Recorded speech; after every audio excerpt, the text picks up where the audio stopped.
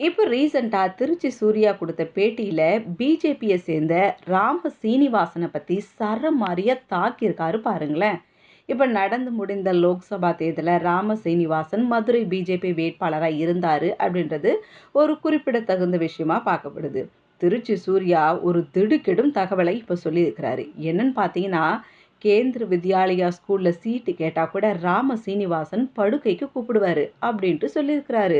இது மட்டும் இல்லாம ராம சீனிவாசன பத்தி பல ஆடியோக்கள் தன்னிடம் இருக்கிறதா சொல்லியிருக்கிறாரு. அவர் ஒரு பொண்ணுகிட்ட ஃபோன்ல பேசுனதாவும், அவங்க வீட்டுக்கு அழைச்சதாவும் சொல்லியிருக்கிறாரு.